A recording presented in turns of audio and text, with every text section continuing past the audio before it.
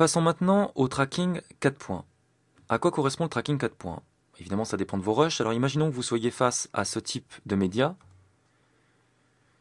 une étiquette comme ça, qui pendouille, et on vous demande de créer un contenu là-dedans qui suive parfaitement la déformation, vous voyez comme ceci en 3D, de l'étiquette. Alors pour ça, vous n'avez pas le choix, il va falloir détecter très précisément les 4 coins de l'étiquette et appliquer une déformation au média que vous souhaitez mettre à l'intérieur.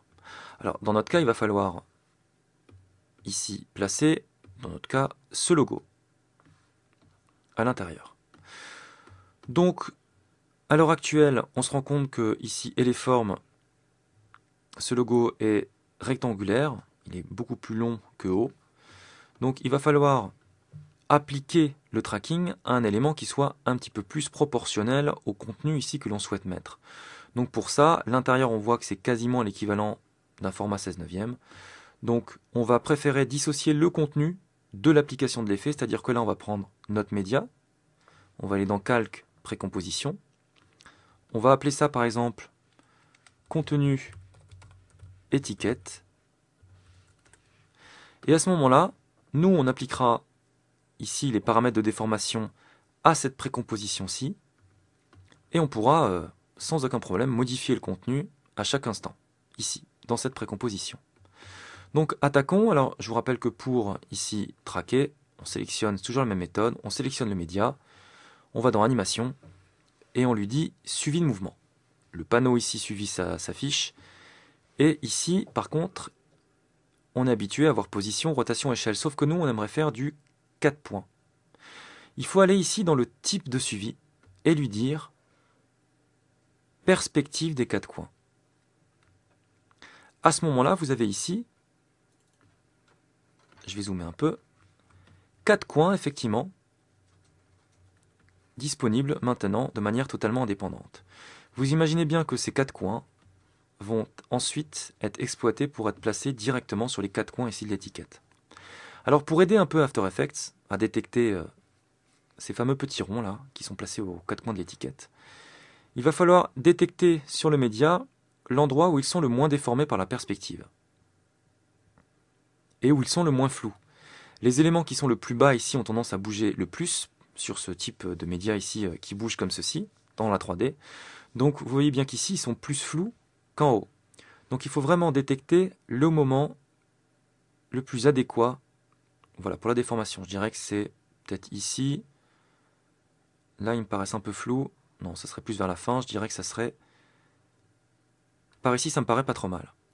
Donc à partir de cet instant ici, on retient qu'on est à 0,213, 2 secondes 13, on va commencer à disposer comme ceci. Alors je vais zoomer, rien ne vous empêche de zoomer, on va se mettre à 400%.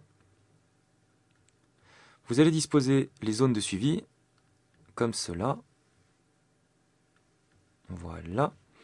Et la zone de recherche. Alors, quand même, petit conseil, les parties supérieures en haut bougent beaucoup moins que les parties inférieures, comme je l'ai déjà dit.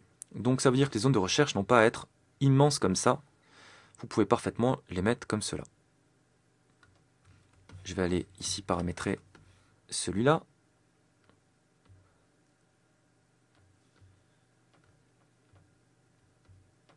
Comme cela.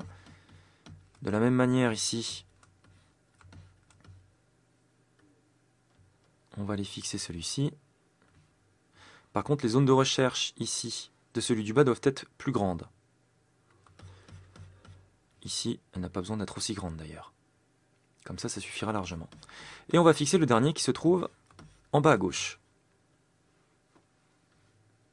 Voilà, comme ceci. Par contre, ici, la zone de recherche doit évidemment être bien plus grande que ça. Voilà, comme ceci. On va déjà tester d'aller vers l'avant. Donc, je retiens ici cette information. Rien ne m'empêche de mettre un repère ici dans la composition. Je rappelle que les deux timecodes sont parfaitement liés. C'est-à-dire que si je bouge dans ma composition, évidemment, dans mon calque, je bouge également, mais exactement au même niveau puisqu'il est calé depuis le début ici.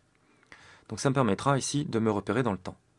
Donc à présent, maintenant, ce que je vais faire, c'est que je vais traquer vers l'avant. On va déjà faire une tentative un petit peu rapide, c'est-à-dire que je vais lancer vers l'avant et voir si ça suit. Apparemment, on a de la chance, ça suit absolument parfaitement. Je ne pense pas que ce soit le cas quand on traquera vers l'arrière.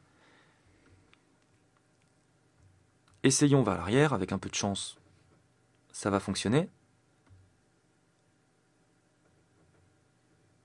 Hop, ça a sauté. Vous avez vu, celui en bas à gauche a sauté. Je vais ici me mettre au moment où ça a sauté, ici. Et je vais à ce moment-là aller d'image en image. Ça marchera beaucoup mieux, comme ceci. Et je vais relancer cette fois-ci un tracking comme ça. Et vous voyez que cette fois-ci, c'est celui qui est en bas à droite qui a sauté. Donc vous revenez au moment où ça a sauté, c'est à peu près ici, et vous y allez image par image. Là, ça fonctionne quand même beaucoup mieux. Donc à partir de là, votre tracking ici est fait. Il va falloir l'appliquer cette fois-ci, non pas à un objet nul, puisque c'est réellement une déformation de 4 coins. Ça ne sert à rien de parenter un élément ici à quelque chose qui est déformé à 4 coins. Donc il faut vraiment l'appliquer à votre média, donc à contenu étiquette. À ce moment-là, vous allez définir la cible. Donc ici, vous choisissez contenu étiquette, vous validez. Et à ce moment-là, hop, vous appliquez. Ici, vous voyez que il vous a mis un paramètre position et il vous a également mis un effet de 4 coins. Alors on va faire une petite parenthèse par rapport à cet effet. Je vais dupliquer par exemple le fond. Cet effet 4 coins, c'est un effet de déformation,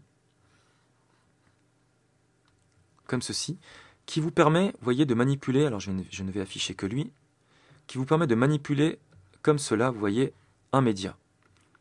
Vous imaginez bien que les 4 points de tracking que nous avons fixés vont ensuite être attribués à ces 4 valeurs ici de l'effet 4 coins. C'est pour cette raison que sur votre ici contenu étiquette, vous avez maintenant un effet 4 coins avec des données qui sont attribuées à chaque propriété ici supérieur gauche, supérieur droit, inférieur gauche et inférieur droit.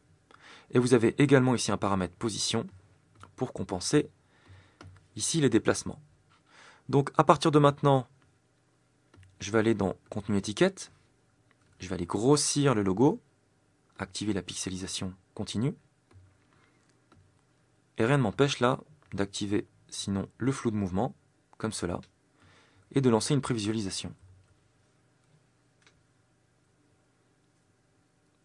Vous voyez, vous donnez l'illusion, en fait, que vous n'avez absolument pas fait d'effets spéciaux dessus. Hop, c'est comme si ça avait été filmé tel quel. Donc ça, c'est toute la magie du tracking dans After Effects. Vous pouvez parfaitement intégrer des éléments, des médias, des textes, comme ceci à des médias filmés ou alors des médias graphiques, sans avoir ces fameuses données d'information ici de rotation. Vous les détectez automatiquement via le tracking 4 points d'After Effects et vous le répercutez via un effet 4 coins, comme ceci. Et le côté pratique ici de la précomposition, je vous rappelle, c'est qu'à n'importe quel moment, vous allez pouvoir, par exemple, je ne sais pas, créer ici un solide, qu'on va mettre en bleu par exemple, je valide. On va le mettre derrière et les formes, on va le réduire, alors il était très grand.